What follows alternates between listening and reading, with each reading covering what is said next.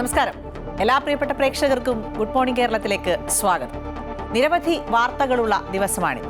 പ്രധാനമായും ശബരിമലയുടെ ആചാരവും വിശ്വാസവും സംരക്ഷിക്കണമെന്നും ഒപ്പം ദേവസ്വത്തിന്റെ സ്വത്തുക്കൾ മോഷ്ടിച്ചവരെ കണ്ടെത്തി ശിക്ഷിക്കണമെന്നും ആവശ്യപ്പെട്ട് കോൺഗ്രസ് വിശ്വാസ സംരക്ഷണ ജാഥകൾ തുടങ്ങുകയാണ്. 3 മേഖലകളിലായാണ് ഇന്ന് ജാഥകൾ ആരംഭിക്കുന്നത്. ഒപ്പം ജസ്റ്റിസ് KT ശങ്കറിന്റെ നേതൃത്വത്തിൽ ആറന്മുളയിലെ പ്രധാന സ്ട്രോങ് റൂമിന്റെ പരിശോധനയും വൈകാതെ നടക്കുകയാണ്. ഒപ്പം ക്രിക്കറ്റ് ലോകം കാത്തിരിക്കുന്ന ആ വാർത്ത, അതായത് ചരിത്ര വിജയത്തിനരികിലാണ് ഇന്ത്യ. 58 റൺസ് കൂടി എടുത്താൽ ഇന്ത്യക്ക് വെസ്റ്റ് ഇൻഡീസിനെതിരായ 2ാം ടെസ്റ്റും സ്വന്തമാക്കാം. സമഗ്ര വാർത്തകൾ നോക്കാം. ആദ്യം തലക്കെട്ടുകൾ.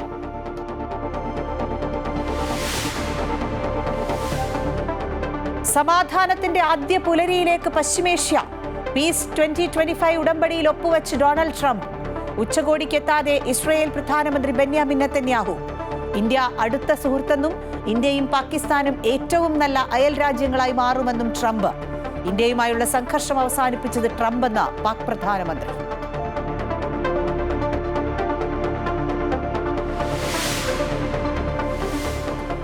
ശബരിമല സ്വർണ്ണക്കൊള്ള വിവാദത്തിനിടെ ഇന്ന് ദേവസ്വം ബോർഡ് യോഗം. വിശ്വാസ സംരക്ഷണ ജാഥയുമായി കോൺഗ്രസ്. പാലക്കാട്, കാസർഗോഡ്, തിരുവനന്തപുരം മേഖലകളിലെ ജാഥകൾ ഇന്നു മുതൽ. സമാപനം 18-ന് പന്തളത്ത്.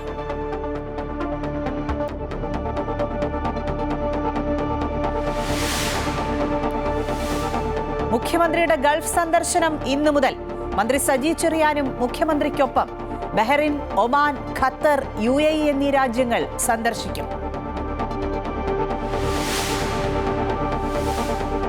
ബീഹാർ നിയമസഭാ തെരഞ്ഞെടുപ്പിനുള്ള BJP സ്ഥാനാർത്ഥികളെ ഇന്ന് പ്രഖ്യാപിക്കും. പ്രഖ്യാപിക്കുന്നത് 1ാം ഘട്ട വോട്ടെടുപ്പിനുള്ള സ്ഥാനാർത്ഥികളെ. സീറ്റ് വിഭജനത്തിൽ തീരുമാനമാകാതെ മഹാസഖ്യം.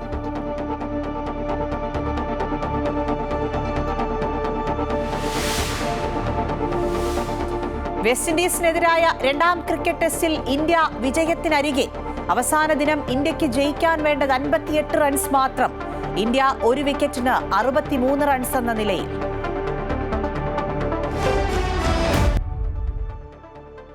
കഴിഞ്ഞ ദിവസം ലോകം ഏറ്റവും അധികം ചർച്ച ചെയ്ത വാർത്തയിലേക്കാണ്. സമാധാനത്തിന്റെ ആദ്യ പുലരിയിലേക്ക് മിഴി തുറക്കുകയാണ് പശ്ചിമേഷ്യ.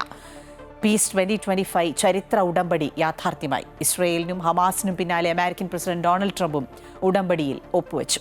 അമേരിക്ക കൂടാതെ ഈജിപ്ത്, ഖത്തർ, തുർക്കിയുമാണ് ഗ്യാരണ്ടേഴ്സായി ഉടമ്പടിയിൽ ഒപ്പുവെച്ചത്. അതേസമയം ഇസ്രയേൽ പ്രധാനമന്ത്രി ബെന്യാമിൻ നെതന്യാഹു ഉച്ചകോടിയിൽ പങ്കെടുത്തില്ല. 20 ലോക രാഷ്ട്രങ്ങളിലെ നേതാക്കളും സമാധാന ഉച്ചകോടിയെ അഭിസംബോധന ചെയ്തു. ഗാസയുടെ പുനർനിർമ്മാണമാണ് പീസ് 2025 ഉച്ചകോടിയിലൂടെ ലക്ഷ്യം വയ്ക്കുന്നത്. ബന്ദി കൈമാറ്റവും തടവുകാരുടെ കൈമാറ്റവും പൂർത്തിയായതോടെ ഗാസ സമാധാന പദ്ധതിയുടെ ആദ്യത്തേതും സുപ്രധാനമായ ഘട്ടം മറികടന്നു. ഹമാസിന്റെ നിരായുധീകരണം ഉൾപ്പെടെ നിർണായക നിർദ്ദേശങ്ങൾ ഇനി 2ാം ഘട്ടത്തിലാണ് നടപ്പിലാകുന്നത്. ഇസ്രയേൽ ഈ നിർദ്ദേശങ്ങളിൽ എന്ത് വിട്ടുവീഴ്ച നടത്തുമെന്നാണ് കാത്തിരിക്കുന്നു കാണേണ്ടത്. അതേസമയം ഇസ്രയേൽ ബന്ദികളെ അവരുടെ കുടുംബങ്ങളിലേക്ക് വിട്ടു നൽകുന്നതിന് മുമ്പ് ഫോറൻസിക് പരിശോധന അടക്കം നടത്താനൊരുങ്ങുകയാണ് സേന.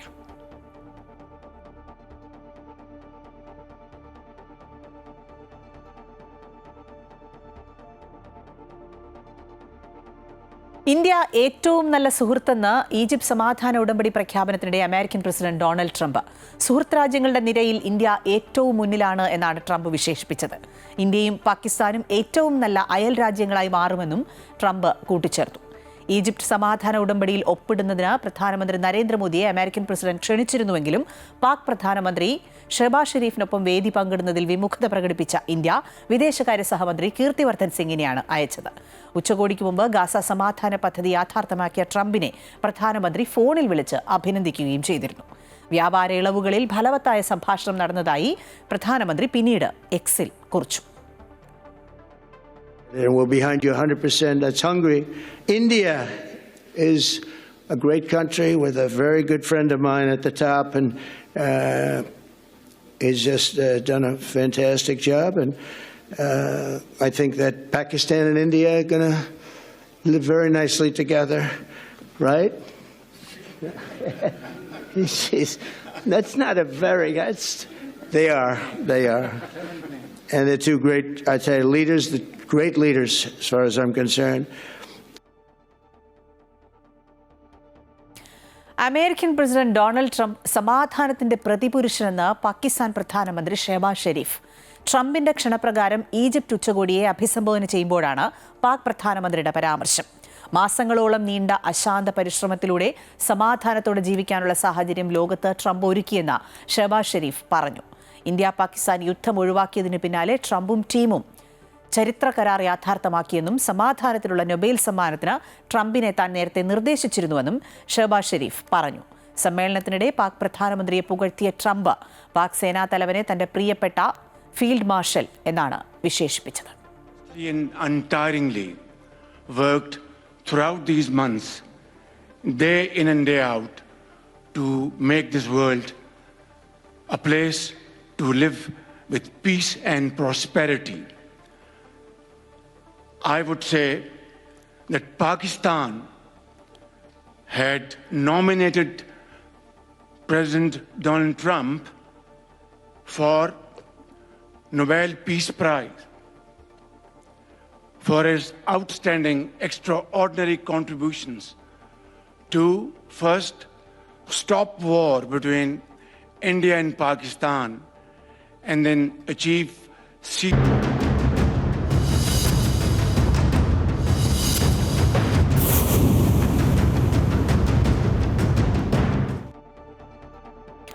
ശബരിമല സ്വർണ്ണക്കൊള്ളയിൽ അന്വേഷണം നടക്കുന്നതിനിടെ ഇന്ന് തിരുവിതാംകൂർ ദേവസ്വം ബോർഡ് യോഗം ചേരുകയാണ്. ഈ വാർത്തയുടെ വിശദാംശങ്ങൾ തിരുവനന്തപുരത്ത് നിന്ന് രജിത് കുമാർ നൽകും. രജിത്, തിരുവിതാംകൂർ ദേവസ്വം ബോർഡ് യോഗം ചേരുകയാണ്. നേരത്തെ നിയമോപദേശമൊക്കെ നേടിയിട്ടുണ്ട് ചില വിഷയങ്ങളിൽ തിരുവിതാംകൂർ ദേവസ്വം ബോർഡ്. ഇതുമായി ബന്ധപ്പെട്ടൊക്കെ ബോർഡിൽ ചർച്ച വരുമെന്നാണ് മനസ്സിലാക്കുന്നത്. ഒപ്പം അസിസ്റ്റന്റ്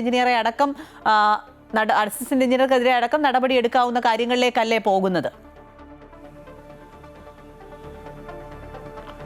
തീർച്ചയായും ശബരിമലയിലെ സ്വർണ്ണമായി ബന്ധപ്പെട്ട് സ്വർണ്ണപ്പാളികൾ മോഷണം പോയതുമായി ബന്ധപ്പെട്ടുകൊണ്ടുള്ള കാര്യങ്ങളൊക്കെ തന്നെയാണ് ഏറ്റവും പ്രധാനപ്പെട്ട കാര്യം ദേവസ്വം ബോർഡ് യോഗത്തിലുണ്ടാവുകയും. രണ്ട് കാര്യങ്ങളാണ് ഏറ്റവും പ്രധാനമായുള്ളത്. ഇന്ന് ദേവസ്വം ബോർഡ് യോഗം ചേരുമ്പോൾ ദേവസ്വം വിജിലൻസിന്റെ റിപ്പോർട്ട് ദേവസ്വം ബോർഡിന് ലഭിച്ചിട്ടുണ്ട്.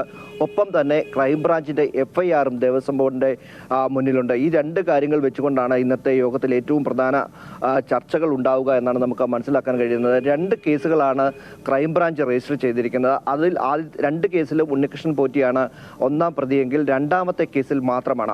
ആദ്യത്തെ കേസിൽ ദ്വാരപാലക ശില്പത്തിന്റെ സ്വർണ്ണപ്പാളികൾ മോഷ്ടിച്ചതുമായി ബന്ധപ്പെട്ടുകൊണ്ടുള്ള കേസാണ്. രണ്ടാമത്തെ കേസിൽ കട്ടളയുടെ പാളികൾ മോഷണം പോയതുമായി ബന്ധപ്പെട്ടുകൊണ്ടുള്ള കേസാണ്. അതിൽ തന്നെ 8ാമത്തെ പ്രതിയായാണ് ദേവസ്വം ബോർഡിലുള്ള ആളുകളെ, അത് പേരെടുത്തു പറയാതെ ദേവസ്വം ബോർഡിലുള്ള ആളുകളെ പരാമർശിച്ചുകൊണ്ട് 8ാമത്തെ പ്രതി ചേർത്തിരിക്കുന്നത്. ഇതിൽ അത് സർക്കാരിന്റെ കൂടി നിർദ്ദേശപ്രകാരം അല്ലെങ്കിൽ ദേവസ്വം ബോർഡ് പ്രസിഡന്റിന്റെയും മന്ത്രിയുടെയും ഉൾപ്പെടെയുള്ളവരുടെ പേരുകൾ പരാമർശിക്കാതെ, അംഗങ്ങളുടെ ഉൾപ്പെടെയുള്ളവരുടെ പേരുകൾ പരാമർശിക്കാതെ ദേവസ്വം ബോർഡിലെ അംഗങ്ങൾ എന്ന രീതിയിൽ ഒറ്റ പേരിൽ മാത്രം അത് പരാമർശിച്ചു പോയിരിക്കുന്നു എന്നാണ് പറഞ്ഞിരിക്കുന്നത്. എന്തായാലും ഇക്കാര്യങ്ങളൊക്കെയും ഇന്നത്തെ യോഗത്തിൽ പ്രധാന ചർച്ചയാവും. മറ്റൊരു പ്രധാനപ്പെട്ട കാര്യം, ദേവസ്വം ബോർഡിന്റെ വിജിലൻസിന്റെ അന്വേഷണ റിപ്പോർട്ട് ലഭിച്ചതിന് ശേഷം വിരമിച്ചു പോയിട്ടുള്ള ഉദ്യോഗസ്ഥരുടെ എന്ത് നടപടികൾ സ്വീകരിക്കാമെന്നത് സംബന്ധിച്ച് തീരുമാനങ്ങൾ എടുക്കാം എന്നാണ് ദേവസ്വം ബോർഡ് പ്രസിഡന്റ് നേരത്തെ PS പ്രശാന്ത് വ്യക്തമാക്കിയിരുന്നത്. ഇന്നത്തെ ദേവസ്വം ബോർഡ് യോഗത്തിൽ ആ കാര്യങ്ങളടക്കം ചർച്ച വരും. മുരാരി ബാബുവിനെതിരെയാണ്, ശബരിമല എക്സിക്യൂട്ടീവ് ഓഫീസറായിരുന്ന മുരാരി ബാബുവിനെതിരെ മാത്രമാണ്, അഡ്മിനിസ്ട്രേറ്റീവ് ഓഫീസറായിരുന്ന മുരാരി ബാബുവിനെതിരെ മാത്രമാണ് ഈ നടപടി ഉണ്ടായിട്ടുള്ളത്. അദ്ദേഹത്തെ സസ്പെൻഡ് ചെയ്തുകൊണ്ട്, അന്വേഷണ വിധേയമായി സസ്പെൻഡ് ചെയ്തുകൊണ്ടുള്ള നടപടികളാണ് ഉണ്ടായിട്ടുള്ളത്. എന്നാൽ മറ്റു നടപടികൾ എന്തൊക്കെ സ്വീകരിക്കണം എന്നത് സംബന്ധിച്ചാണ് ഇന്നത്തെ യോഗത്തിൽ പ്രധാന ചർച്ചയാവുകയും തീരുമാനങ്ങൾ ഉണ്ടാകാനും പോകുന്നത്.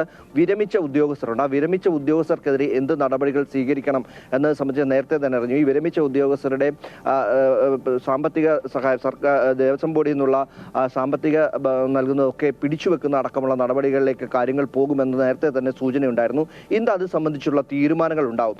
കാരണം അത്തരത്തിലുള്ളൊരു നടപടികളിലേക്ക് മാത്രമേ വിരമിച്ച ഉദ്യോഗസ്ഥരുടെ കാര്യത്തിൽ പോകാൻ കഴിയുള്ളൂ. മറ്റ് അന്വേഷണം നേരിട്ട് ക്രൈംബ്രാഞ്ചിൽ നിന്നുള്ള അന്വേഷണത്തിൽ ഉൾപ്പെടെയായിരിക്കും മറ്റ് നടപടികളിലേക്ക് അടക്കം പോകാൻ കഴിയുക. എന്തുതന്നെയായാലും ദേവസ്വം ബോർഡിന്റെ ഇന്നത്തെ യോഗം ഏറെ നിർണായകമാണ്.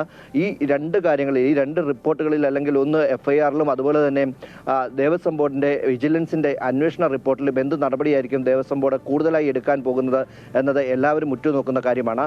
അത്തരത്തിൽ ദേവസ്വം ബോർഡിനെ പ്രതിസ്ഥാനത്ത് നിർത്തിക്കൊണ്ട് കേസുകൾ മുന്നോട്ട് പോകുന്ന സാഹചര്യത്തിൽ ഏത് തരത്തിൽ ഇതിനെ നേരിടണം എന്നത് സംബന്ധിച്ചും ഒരുപക്ഷെ രാഷ്ട്രീയമായി തന്നെ ഇതിനെ നേരിടുന്ന ഒരു തരത്തിലേക്ക് കാര്യങ്ങൾ നീങ്ങുന്നുണ്ട് എന്നാണ് നമുക്ക് മനസ്സിലാകുന്നത്. അതുകൊണ്ട് തന്നെയാണ് ഒരുപക്ഷെ അന്നത്തെ ദേവസ്വം ബോർഡ് ഉദ്യോഗസ്ഥരെ അല്ലെങ്കിൽ ദേവസ്വം ബോർഡ് അംഗങ്ങളെ ഉൾപ്പെടെ പ്രതിസ്ഥാനത്തേക്ക് പേര് എടുത്തു പറയാതെ പ്രതിസ്ഥാനത്തേക്ക് പരാമർശിച്ചത് ഉൾപ്പെടെ കാണേണ്ടതുണ്ട്.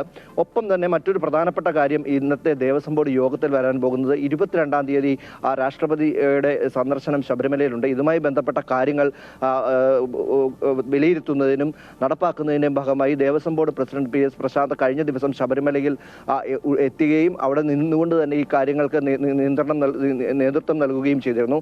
അക്കാര്യങ്ങളൊക്കെയും ഇന്നത്തെ യോഗത്തിൽ പ്രധാന ചർച്ചയാകും. കാരണം തിരുവനന്തപുരത്തേക്ക് എത്തുകയും തിരുവനന്തപുരത്ത് നിന്നും ഹെലികോപ്റ്റർ മാർഗമാണ് രാഷ്ട്രപതി ദ്രൗപദി മുർമു നിലയ്ക്കലിലെത്തുന്നത്. നിലയ്ക്കലിൽ നിന്ന് റോഡ് മാർഗം പോകും എന്നാണ് നിലവിൽ ഇപ്പോൾ പറഞ്ഞിട്ടുള്ളത്. എന്നാൽ അതിൽ നിന്നും എന്തെങ്കിലും തരത്തിൽ വ്യത്യാസങ്ങളുണ്ടോ അല്ലെങ്കിൽ അക്കാര്യങ്ങളൊക്കെയും ഏതെങ്കിലും തരത്തിൽ വ്യത്യാസം വന്നു കഴിഞ്ഞാൽ എങ്ങനെ ഇതിൻ്റെ ഒരുക്കങ്ങൾ വിലയിരുത്തണം, അല്ലെങ്കിൽ ശബരിമലയിൽ എത്തിക്കഴിഞ്ഞാലുള്ള ഒരുക്കങ്ങൾ ദേവസ്വം ബോർഡിൻ്റെ ഭാഗത്തു നിന്നും ഏത് തരത്തിലായിരിക്കണം എന്നത് സംബന്ധിച്ചുള്ള കാര്യങ്ങൾ കൂടി ഇന്നത്തെ യോഗത്തിൽ ചർച്ചയാകും എന്ന് തന്നെയാണ് വിചാരിക്കുന്നത്. പ്രധാനപ്പെട്ട 2 അജണ്ട എന്ന് പറയുന്നത് ദേവസ്വം വിജിലൻസിന്റെ റിപ്പോർട്ടും ഒപ്പം തന്നെ FIRലെ രണ്ട് FIRകൾ ഈ ശബരിമല കേസുമായി ശബരിമല സ്വർണ്ണപ്പാളി വിവാദവുമായി ബന്ധപ്പെട്ടുകൊണ്ട് 2 FIRകൾ ക്രൈംബ്രാഞ്ച് രജിസ്റ്റർ ചെയ്തിരിക്കുന്നത് സംബന്ധിച്ചുള്ള ചർച്ചകളായിരിക്കും പ്രധാനമായും ഉണ്ടാവുക. രജിത്ത് സൂചിപ്പിച്ച പോലെ തന്നെ ശബരിമല വിഷയവുമായി ബന്ധപ്പെട്ട് നിർണായകമായ ചില തീരുമാനങ്ങൾ ദേവസ്വം ബോർഡ് എടുക്കേണ്ടതുണ്ട്. അതിന്റെ വിശദാംശങ്ങളാണ് രജിത് കുമാർ നൽകിയത്. ശബരിമല സ്വർണ്ണക്കൊള്ളയ്ക്കെതിരായ കോൺഗ്രസിന്റെ വിശ്വാസ സംരക്ഷണ മേഖലാ ജാഥകൾ ഇന്ന് തുടങ്ങുകയാണ്. ശബരിമലയിലെ ആചാരവും വിശ്വാസവും സംരക്ഷിക്കണമെന്നും ദേവസ്വത്തിന്റെ സ്വത്തുക്കൾ മോഷ്ടിച്ചവർക്ക് നിയമത്തിന് മുന്നിൽ കൊണ്ടുവരണമെന്നും ആവശ്യപ്പെട്ടാണ് ജാഥ നടക്കുന്നത്. പാലക്കാട്, കാസർഗോഡ്, തിരുവനന്തപുരം ജില്ലകളിലെ ജാഥകളാണ് ഇന്ന് തുടക്കമാകുന്നത്. ഒപ്പം മൂവാറ്റുപുഴയിൽ നിന്നുള്ള ജാഥ നാളെ ആരംഭിക്കും. വെള്ളിയാഴ്ച 4 മേഖലാ ജാഥകളും ചെങ്ങന്നൂരിൽ സംഗമിച്ച ശേഷം 18-ന് പന്തളത്ത് മഹാസംഗമം നടത്തിയാണ് ഈ ജാഥ സമാപിക്കുക. പാലക്കാട് നിന്ന് കൊടിക്കുന്നിൽ സുരേഷ് MPയും കാസർഗോഡ് നിന്ന് K മുരളീധരനും തിരുവനന്തപുരത്ത് നിന്ന് UDF കൺവീനർ അടൂർ പ്രകാശും മൂവാറ്റുപുഴയിൽ നിന്ന് ബെന്നി ബെഹനാൻ MPയും ജാഥയ്ക്ക് നേതൃത്വം നൽകും. കോൺഗ്രസിന്റെ നേതൃത്വത്തിലുള്ള വിശ്വാസ സംരക്ഷണ യാത്രയ്ക്ക് തുടക്കമാവുകയാണ്. നേരത്തെ സൂചിപ്പിച്ചതുപോലെ K മുരളീധരൻ നയിക്കുന്ന വിശ്വാസ സംരക്ഷണ യാത്ര രാവിലെ 10:30-ന് കാഞ്ഞങ്ങാട് നിന്നാണ് തുടങ്ങുന്നത്. പ്രതിപക്ഷ നേതാവ് VD സതീശൻ യാത്ര ഉദ്ഘാടനം ചെയ്യും. അനൂപ് നീലേശ്വരം ഈ വാർത്തയുടെ വിശദാംശങ്ങൾ നൽകും. അനൂപ്, ശബരിമല വിഷയവുമായി ബന്ധപ്പെട്ട് വലിയ പ്രതിഷേധവുമായി മുന്നോട്ട് പോകാനാണ് പ്രതിപക്ഷത്തിന്റെ തീരുമാനം. അതിന്റെ ഒരു പശ്ചാത്തലത്തിൽ തന്നെയാണ് ഇത്തരത്തിൽ മേഖലാ ജാഥകളൊക്കെ തുടങ്ങുന്നത്. കാസർഗോഡുള്ള മേഖലാ ജാഥയുടെ വിശദാംശങ്ങൾ പറയൂ.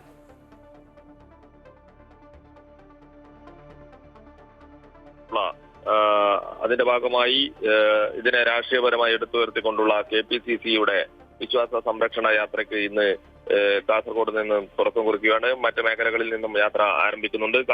കാസർഗോഡ് നിന്നും തുടങ്ങുന്ന യാത്ര രാവിലെ 10:30 മണിയോടുകൂടി കാഞ്ഞങ്ങാട് വെച്ച് പ്രതിപക്ഷ നേതാവ് VD സതീശൻ ഉദ്ഘാടനം ചെയ്യും. വൈകിട്ട് 3 മണിക്ക് ഇന്ന് യാത്ര കണ്ണൂർ, അതുപോലെ തന്നെ നിശ്ചയിച്ച പ്രകാരം 5 മണിക്ക് ഇരിട്ടിയിലും എത്തിച്ചേരും. നാളെ ബുധനാഴ്ച രാവിലെ വയനാട് കൽപ്പറ്റ, അതുപോലെ വൈകിട്ട് പിന്നീട് താമരശ്ശേരി, കൊയിലാണ്ടി, കോഴിക്കോട്, ഇങ്ങനെയാണ് യാത്ര പോകുന്നത്. 16-ന് വ്യാഴാഴ്ച നിലമ്പൂര്, ഈ ഭാഗങ്ങളിലൂടെയാണ് യാത്ര. പിന്നീടാണ് ഇത് ചെങ്ങന്നൂരിൽ എത്തിച്ചേരുന്നത്. 17-ന് വെള്ളിയാഴ്ച രാവിലെ ഏറ്റുമാനൂരിലും വൈകിട്ട് 5-ന് ചെങ്ങന്നൂരിലും എത്തിച്ചേരും. ഈ രീതിയിലാണ് യാത്രയുടെ ക്രമീകരണം. കാസർഗോഡ് നിന്ന് തുടങ്ങുന്ന യാത്ര T സിദ്ദിഖ് ജാഥയുടെ വൈസ് ക്യാപ്റ്റനാണ്. K മുരളീധരൻ നയിക്കുന്ന യാത്രയിൽ KPCC general secretary PM Niyas ആണ് ജാഥയുടെ മാനേജർ. രാവിലെ 10:30 മണിയോടുകൂടി കാഞ്ഞങ്ങാട് വെച്ച് പ്രതിപക്ഷ നേതാവ് VD സതീശൻ യാത്ര ഉദ്ഘാടനം ചെയ്യും. ശബരിമല സ്വർണ്ണക്കൊള്ളക്കെതിരെയും വിശ്വാസ സംരക്ഷണം ആവശ്യപ്പെട്ട് നടത്തുന്ന യാത്ര വലിയ രീതിയിൽ ഒരു രാഷ്ട്രീയ നേട്ടമാക്കി മാറ്റാനുള്ള ഉദ്ദേശത്തോടു കൂടിയാണ് KPCC ഈ ഒരു യാത്ര സംഘടിപ്പിക്കുന്നത്.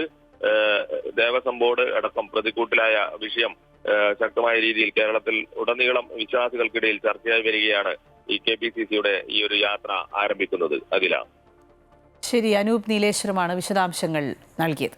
ശബരിമലയിലെ സ്വർണ്ണ വിവാദത്തിൽ പ്രതിഷേധം ശക്തമാകുമ്പോൾ വിശദീകരണവുമായി ഇടതുമുന്നണി. കോട്ടയം തിരുനക്കരയിൽ LDFന്റെ നേതൃത്വത്തിൽ വിശദീകരണ യോഗം സംഘടിപ്പിച്ചു.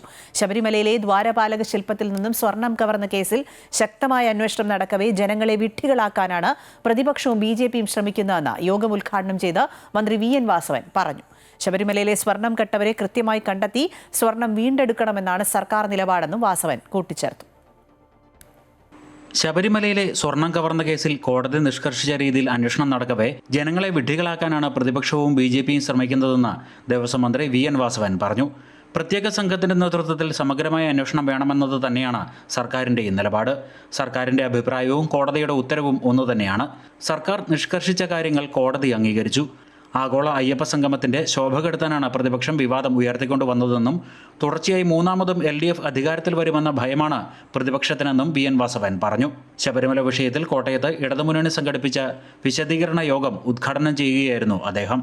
ഇതാ കേരളത്തിൽ മൂന്നാം ഇടതുപക്ഷ മുന്നണി ഗവൺമെന്റിന് വഴിയൊരുക്കി ഇതാ മുന്നോട്ട് പോയി കഴിഞ്ഞിരിക്കുന്നു എന്ന് വന്നപ്പോൾ പ്രതിപക്ഷം വലിയ ബഹളത്തിൽ, വലിയ അസ്വസ്ഥതയിൽ, അസംതൃപ്തിയിൽ, അസഹിഷ്ണുതയിൽ അവർ അരാജകത്വം അടരാടാൻ വേണ്ടി തീരുമാനിക്കുന്ന രൂപത്തിലേക്ക് എത്തുകയാണ്. എന്റെ അഭിപ്രായവും കോടതിയുടെ അഭിപ്രായവും ഒന്നായി വന്നിരിക്കുന്നു. രണ്ടഭിപ്രായമില്ല ഇക്കാര്യത്തിൽ. ബഹുമാനപ്പെട്ട കേരള ഹൈക്കോടതി എടുത്ത ആ വിഷയത്തെ സംബന്ധിച്ചോളം ആ തീരുമാനത്തെ പൂർണ്ണമായി സ്വാഗതം ചെയ്തു. 2019 ചെയ്ത കാര്യത്തിൽ ബോർഡ് പ്രോപ്പറായി തീരുമാനമെടുത്തെങ്കിൽ പോലും എടുത്തെടുത്ത് നടപ്പാക്കിയ രംഗത്ത് ഉദ്യോഗസ്ഥന്മാർ ചെയ്ത ഇത്തരത്തിലുള്ള കൊള്ളരുതായ്മകൾ ആരായിരുന്നാലും അതിൽ നിന്ന് പൊന്നടിച്ചു മാറ്റിയിട്ടുണ്ടെങ്കിൽ ആ പൊന്നടിച്ചു മാറ്റിയിട്ടുള്ള ആളുകളെ കയ്യാമം വെച്ച് കൽത്തുറങ്കിലടക്കുകയും പൊന്ന് ശബരിമല അയ്യപ്പന് തിരികെ കൊടുക്കുകയും ചെയ്യണമെന്നുള്ളതാണ് സംസ്ഥാന ഗവൺമെന്റിന്റെ അഭിപ്രായമെന്ന് അസന്നിഗ്ധമായി ഞങ്ങൾ പ്രഖ്യാപിച്ചു. അത് നടപ്പാക്കുമെന്നാണ് പറയാൻ. 1998 മുതലുള്ള അഴിമതി പുറത്തു വരണം. പലതരത്തിലുള്ള ക്രമക്കേടുകളും നടന്നിട്ടുണ്ട് എന്നാണ് വ്യക്തമായിട്ടുള്ളത്. ഒരു കുറ്റവാളിയെയും വെറുതെ വിടില്ല. കുറ്റവാളികളെ വിമർശിക്കാൻ പ്രതിപക്ഷവും BJPയും തയ്യാറാകുന്നില്ല. ആഗോള അയ്യപ്പ സംഗമത്തിലെ ചർച്ചകളും അഭിപ്രായങ്ങളും സ്വാംശീകരിച്ച് ശബരിമല വികസനത്തിനായി മാസ്റ്റർ പ്ലാൻ തയ്യാറാക്കുമെന്നും മന്ത്രി പറഞ്ഞു. കോട്ടയം തിരുനക്കരയിൽ നടന്ന വിശദീകരണ യോഗത്തിൽ LDF ജില്ലാ കൺവീനർ പ്രൊഫസർ ലോപ്പസ് മാത്യു അധ്യക്ഷത വഹിച്ചു. CPIM ജില്ലാ സെക്രട്ടറി TR രഘുനാഥൻ, CPI ജില്ലാ secretary VK Santhosh Kumar, CPM സംസ്ഥാന കമ്മിറ്റി അംഗം K അനിൽകുമാർ തുടങ്ങി ഇടതുമുന്നണിയിലെ വിവിധ ഘടകകക്ഷി പ്രതിനിധികൾ പങ്കെടുത്തു. അമൃത ന്യൂസ്, കോട്ടയം. ബീഹാർ നിയമസഭാ തെരഞ്ഞെടുപ്പിനുള്ള BJP സ്ഥാനാർത്ഥികളെ ഇന്ന് പ്രഖ്യാപിക്കും. ഒന്നാം ഘട്ട വോട്ടെടുപ്പ് നടക്കുന്ന മണ്ഡലങ്ങളിലെ സ്ഥാനാർത്ഥികളെയായിരിക്കും പ്രഖ്യാപിക്കുക. അതേസമയം മഹാസഖ്യത്തിന്റെ സീറ്റ് വിഭജനം നീളുകയാണ്. ഇടതു പാർട്ടികൾ വിട്ടുവീഴ്ചയ്ക്ക് തയ്യാറാകാത്തതാണ് സീറ്റ് വിഭജനം നീളുന്നതെന്നാണ് സൂചന. KK പ്രശാന്ത് ഈ വാർത്തയുടെ കൂടുതൽ വിശദാംശങ്ങൾ നൽകും. പ്രശാന്ത്, ഈ നേരത്തെ തന്നെ സീറ്റ് വിഭജനമൊക്കെ കൃത്യമായി പൂർത്തിയാക്കി NDA മുന്നോട്ട് പോവുകയാണ്. ആ പശ്ചാത്തലത്തിലാണ് BJP സ്ഥാനാർത്ഥികളെ കൂടി പ്രഖ്യാപിക്കുന്നത്. ഈ ആരൊക്കെ ആയിരിക്കും പ്രധാനപ്പെട്ട സ്ഥാനാർത്ഥികൾ? നേരത്തെ തന്നെ ചില പേരുകളൊക്കെ ഉയർന്നു കേൾക്കുന്നുണ്ടല്ലോ.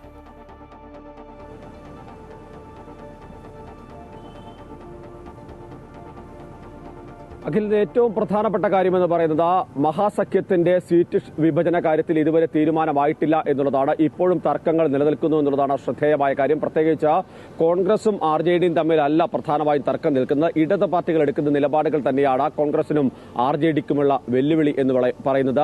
CPIML നിലവിൽ വലിയ നിലപാട് മുന്നോട്ട് വെക്കുന്നത്. പ്രത്യേകിച്ച് 30 സീറ്റ് എന്ന ആവശ്യമാണ് അവർ മുന്നോട്ട് വെക്കുന്നത്. കഴിഞ്ഞ തവണ 19 സീറ്റിലാണ് ആ പാർട്ടി മത്സരിച്ചത്. അതിൽ 12 സീറ്റുകളിൽ അവർ വിജയിക്കുകയും ചെയ്തു. അതുകൊണ്ട് കൂടുതൽ അവകാശവാദം അവർ മുന്നോട്ട് വെക്കുന്നത്. ഇത്തവണ 30 സീറ്റ് വേണം എന്നുള്ളതാണ് അവർ ആവശ്യപ്പെടുന്നത്. 25 സീറ്റെങ്കിലും നൽകി അനുനയിപ്പിക്കാനുള്ള നീക്കമാണ് ഇപ്പോൾ മഹാസഖ്യം നടത്തുന്നതാണ് നമുക്ക് മനസ്സിലാക്കാൻ കഴിയുന്നത്.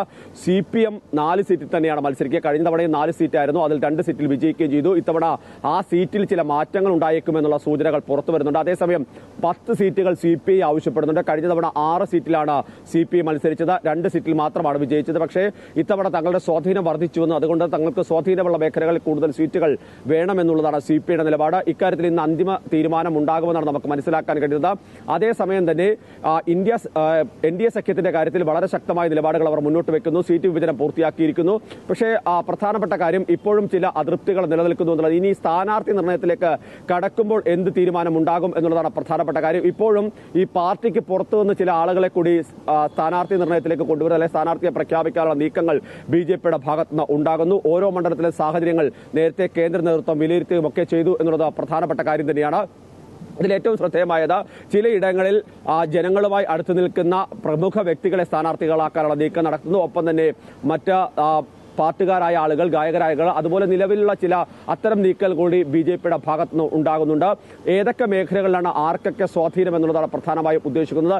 20% നിലവിലുണ്ടായിരുന്ന MLA-മാർക്ക് സീറ്റ് കിട്ടില്ല എന്നുള്ള വിവരം കൂടി ഈ ഘട്ടത്തിൽ BJPയുടെ ഭാഗത്ത് നിന്ന് പുറത്തു വരുന്നുണ്ട്. ആ സമയത്ത് സ്വാഭാവികമായും പ്രധാനപ്പെട്ട നേതാക്കളെല്ലാം തന്നെ പുറത്തു പോകാനുള്ള ഒരു സാധ്യത നിലനിൽക്കുന്നു എന്നുള്ളതാണ് നമുക്ക് മനസ്സിലാക്കാൻ കഴിയുന്നത്. അതോടുകൂടി തന്നെ വലിയ പൊട്ടിത്തെറിയിലേക്ക് വന്നേക്കാൻ നമുക്ക് ഗുജറാത്തിലടക്കം നമ്മൾ കണ്ടതാണ്.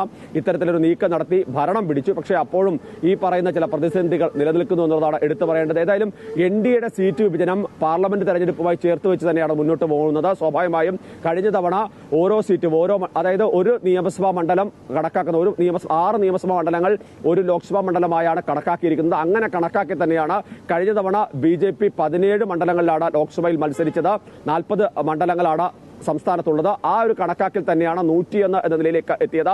അത് പക്ഷേ 102 എത്തേണ്ടതാണ്. അതോടൊപ്പം തന്നെ പക്ഷേ മറുവശത്ത് 16 സീറ്റുകൾ മാത്രമാണ് കഴിഞ്ഞ തവണ ലോക്സഭയിലേക്ക് JDU മത്സരിച്ചത്. അത് പ്രകാരം 96 സീറ്റിലാണ് അവർക്ക് കിട്ടേണ്ടിയിരുന്നത്. പക്ഷേ 101 കൊടുത്തിട്ടുണ്ട്. പക്ഷേ അതിൽ ഏറ്റവും പ്രധാനപ്പെട്ട കാര്യം BJP ശ്രദ്ധ കേന്ദ്രീകരിക്കുന്നത് തങ്ങളുടെ സ്വന്തം മുഖ്യമന്ത്രി എന്ന നിലയിലാണ്. അതിൻ്റെ അകത്ത് JDU ഏതെങ്കിലും തരത്തിൽ, കാരണം JDU പലതവണ മുന്നണികൾ മാറിയ പാർട്ടിയാണ്, അത്തരം ചില നീക്കങ്ങൾ നടക്കുന്നത്. ഏതായാലും ഇതിൽ ഏറ്റവും ശ്രദ്ധേയമായും ഏതെങ്കിലും തരത്തിൽ കേന്ദ്ര നേതാക്കൾ മത്സര രംഗത്തേക്ക് വരുമോ എന്നുള്ളതാണ്. സ്വാഭാവികമായും BJPയുടെ ഒരു തന്ത്രം അനുസരിച്ചാണെങ്കിൽ കേന്ദ്ര മന്ത്രിമാർ ആരെങ്കിലും മുഖ്യമന്ത്രി സ്ഥാനാർത്ഥിയായി ഉയർത്തിക്കാട്ടിക്കൊണ്ടൊരു നീക്കം BJPയുടെ ഭാഗത്തുണ്ടാകാനുള്ള നീക്കമുണ്ട്. അത്തരം നീക്കങ്ങൾ ഈ ഘട്ടത്തിൽ നടക്കുകയും ചെയ്യുന്ന ആ ചർച്ചകളാണ് പ്രധാനമായും ഈ ഘട്ടത്തിൽ പുരോഗമിക്കുകയും ചെയ്യുന്നത്. അഖില, ശരി, KK പ്രശാന്താണ് വിശദാംശങ്ങൾ നൽകിയത്. ഏതായാലും ബീഹാറിൽ തെരഞ്ഞെടുപ്പ് ചൂട് അങ്ങനെ കൂടുകയാണ്. ഒപ്പം മഹാസഖ്യത്തിന്റെ തർക്കങ്ങൾ തുടരുന്നു. അതോടൊപ്പം തന്നെ സ്ഥാനാർത്ഥികളുമായി BJPയും മുന്നോട്ട് പോവുകയാണ്. മുഖ്യമന്ത്രി പിണറായി വിജയന്റെ ഗൾഫ് പര്യടനത്തിന് ഇന്ന് തുടക്കമാകും. ബഹ്റൈൻ, ഒമാൻ, ഖത്തർ, UAE എന്നീ രാജ്യങ്ങളാണ് മുഖ്യമന്ത്രി സന്ദർശിക്കുക. ഇന്ന് വൈകിട്ട് യാത്ര തിരിക്കുന്ന മുഖ്യമന്ത്രി ഡിസംബർ 1 വരെ വിവിധ തീയതികളിൽ രാജ്യങ്ങളിൽ എത്തും. മന്ത്രി സജി ചെറിയാനും മുഖ്യമന്ത്രിയുടെ പേഴ്സണൽ അസിസ്റ്റന്റ് VM സുനീഷുമാണ് മുഖ്യമന്ത്രിയെ കൂടാതെ യാത്രയ്ക്ക് കേന്ദ്ര അനുമതി ലഭിച്ചിട്ടുള്ളവർ. അതേസമയം മുഖ്യമന്ത്രിയുടെ സൗദി സന്ദർശനത്തിന് കേന്ദ്ര വിദേശകാര്യ മന്ത്രാലയം അനുമതി നിഷേധിച്ചിരുന്നു. രജിത് കുമാർ ഈ വാർത്തയുടെ വിശദാംശങ്ങൾ നൽകും. രജിത്, മുഖ്യമന്ത്രിയുടെ വിദേശ പര്യടനം ആരംഭിക്കുകയാണ്. പല ഘട്ടങ്ങളിൽ മുഖ്യമന്ത്രി തരത്തിൽ വിദേശ യാത്രകൾ നടത്തുകയും പല കാര്യങ്ങളിൽ ചർച്ചകളൊക്കെ പലയിടത്തും നടന്നതാണ്. ഏതൊക്കെ തരത്തിലുള്ള ചർച്ചകളും വിഷയങ്ങളുമാണ് ഈ യാത്രയിൽ ഉണ്ടാവുക? മറ്റ് വിവരങ്ങൾ? ഇന്ന് വൈകിട്ടോടു കൂടിയാണ് മുഖ്യമന്ത്രി യാത്ര തിരിക്കുന്നത്. ഡിസംബർ 1 വരെ വിവിധ രാജ്യങ്ങളിൽ, ഗൾഫ് രാജ്യങ്ങളിലാണ് അദ്ദേഹത്തിന്റെ സന്ദർശനമുള്ളത്. 16-ാം തീയതി ബഹ്റൈനിലെ വിദേശ മലയാളി സംഗമത്തോടു കൂടിയാണ് മുഖ്യമന്ത്രിയുടെ വിദേശ പരിപാടികൾക്ക് തുടക്കമാകുന്നതും. ഇതിനുശേഷം ആണ് അദ്ദേഹം സൗദി യാത്ര നിശ്ചയിച്ചിരുന്നുവെങ്കിലും അതിന് കേന്ദ്ര വിദേശകാര്യ മന്ത്രാലയം അനുമതി നൽകാത്ത ഒരു സാഹചര്യമാണ് ഉള്ളത്. പിന്നീട് അദ്ദേഹം ഈ 16-ാം തീയതി ബഹ്റൈനിലെ വിദേശ മലയാളി സംഗമത്തിന് ശേഷം തിരികെ കേരളത്തിലേക്ക് എത്തും. പിന്നീട് 22-ാം തീയതി വീണ്ടും മസ്കറ്റിലേക്ക് പോകും. 24-ന് മസ്കറ്റിൽ പൊതുപരിപാടിയിൽ അദ്ദേഹം പങ്കെടുക്കുന്നുണ്ട്. തുടർന്ന് 26-ന് അദ്ദേഹം വീണ്ടും കൊച്ചിയിൽ തിരികെ എത്തും. 28-നാണ് രാത്രി വീണ്ടും ഖത്തറിലേക്ക് പോകുന്നത്. 10-ാം തീയതി 10 മണിക്ക് ഖത്തറിലെ പരിപാടികളിൽ പങ്കെടുത്ത ശേഷം അദ്ദേഹം തിരികെ തിരുവനന്തപുരത്തേക്ക് എത്തുമെന്നാണ് നമുക്ക് മനസ്സിലാക്കാൻ കഴിയുന്നത്. തുടർന്ന് നവംബർ 5-നാണ് അടുത്ത യാത്ര. അത് അബുദാബിയിൽ, ഇതിനിടയിൽ അദ്ദേഹം അബുദാബിയിൽ അടക്കം എത്തുന്നുണ്ട്. അബുദാബിയിൽ 5 ദിവസത്തോളം അദ്ദേഹം തങ്ങുന്നുണ്ട്. എന്നാൽ നേരത്തെ നമുക്കറിയാവുന്ന പോലെ തന്നെ വിദേശ മന്ത്രാലയത്തിന്റെ അനുമതി സൗദി യാത്രയ്ക്ക് അദ്ദേഹത്തിന് നിഷേധിക്കുകയായിരുന്നു. കഴിഞ്ഞ 2023-ലും ഇതേ രീതിയിൽ സൗദി യാത്രയ്ക്ക് അനുമതി നിഷേധിക്കുന്ന ഒരു സാഹചര്യമായിരുന്നു ഉണ്ടായിരുന്നു. ഇത്തവണയും സൗദി യാത്രയ്ക്ക് കേന്ദ്രം അനുമതി നൽകാത്തൊരു സാഹചര്യമുണ്ട്. എന്തുതന്നെയായാലും ഡിസംബർ 1 വരെ വിവിധ രാജ്യങ്ങളിലായാണ് ഇദ്ദേഹത്തിന്റെ സന്ദർശനം ഇപ്പോൾ ക്രമീകരിച്ചിട്ടുള്ളത്. UAE, ഖത്തർ, ഒമാൻ, ബഹ്റൈൻ തുടങ്ങിയ രാജ്യങ്ങളിലായി ആണ് അദ്ദേഹത്തിന്റെ സന്ദർശനം ഡിസംബർ 1 വരെ നീണ്ടു നിൽക്കുന്നത്. ശരി, രജിത്താണ് വിശദാംശങ്ങൾ നൽകിയത്. സംസ്ഥാന വഖഫ് ബോർഡ് ഇന്ന് യോഗം ചേരുകയാണ്. കൊച്ചിയിലെ ബോർഡ് ആസ്ഥാനത്ത് രാവിലെ 11 മണിക്കാണ് യോഗം നിശ്ചയിച്ചിരിക്കുന്നത്. മുൻപത്തെ ഭൂമി വഖഫ് അല്ല എന്ന ഹൈക്കോടതി ഉത്തരവ് വന്ന ശേഷം ആദ്യമായാണ് യോഗം ചേരുന്നത്. AT അശ്വതി വാർത്തയുടെ വിശദാംശങ്ങൾ നൽകും. അശ്വതി, ഈ വഖഫ് ബോർഡ് യോഗം ചേരുകയാണ്. ഹൈക്കോടതി വിധിയൊക്കെ വന്ന പശ്ചാത്തലത്തിൽ വഖഫ് ബോർഡിനെ സംബന്ധിച്ച് നിർണായകമായ ഒരു യോഗമാണ് ചേരേണ്ടത്. ഇനിയുള്ള നടപടികൾ തീർച്ചയായും ഈ യോഗത്തിൽ ചർച്ചയാകേണ്ടതുണ്ട്. അത്തരത്തിൽ കാര്യങ്ങൾ തന്നെയാണോ ഇന്നത്തെ യോഗത്തിലുള്ളത്?